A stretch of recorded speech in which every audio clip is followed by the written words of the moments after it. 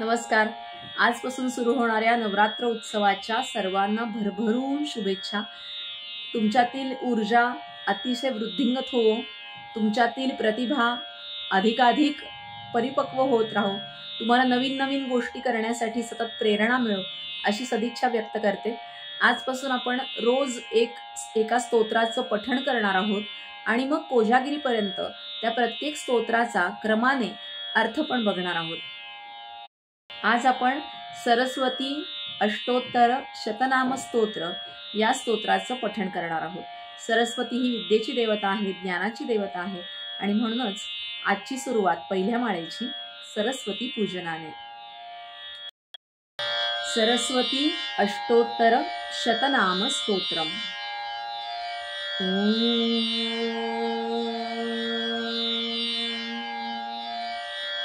सरस्वती महाभद्रा महामाया वरप्रदा श्रीप्रदा पद्मनिलया पद्माक्षी पद्मवक्त्रका शिवानुजा पुस्तकभृत् ज्ञानमुद्रा रमापरा कामरूपा महाविद्या महापातकनाशिनी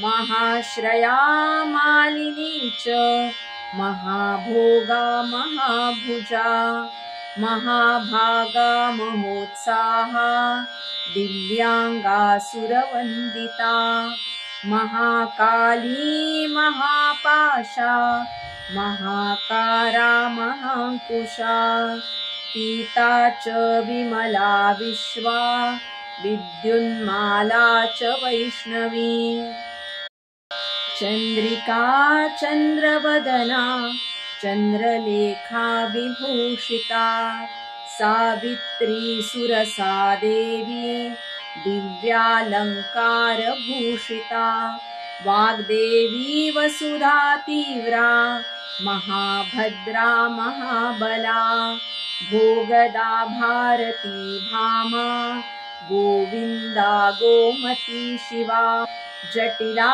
विंध्यवासा च विंध्याचल विराजिता चंडिका वैष्णवी ब्राह्मी ब्रह्मज्ञानैक साधना सौदामिनी सुधामूर्ति सुभद्रा सुरपूजिता सुवासिनी सुनासा च विनिद्रा पद्मलोचना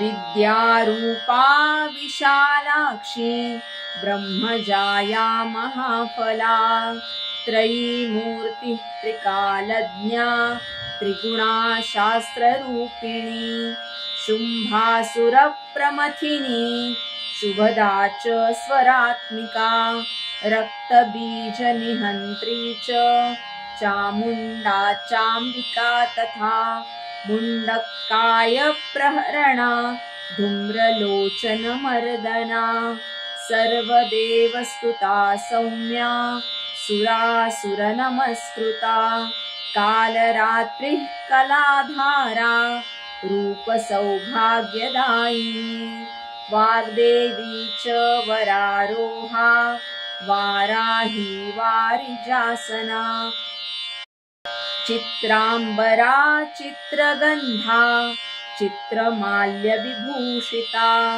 कांता कामप्रदा वंद्या विंध्याधर सुपूजिता श्वेतानना नीलभुजा चतुर्वर्ग फलप्रदा चतुरानन साम्राज्या रक्तमंध्या निरंजना हंसानना नीलजंघा ब्रह्म विष्णु शिवात्मिका एवं सरस्वती देव्या नाम्नाम् अष्टोत्तरं शतम् इति श्री सरस्वत्योष्टोत्तर शतनाम स्तोत्रं संपूर्णम्।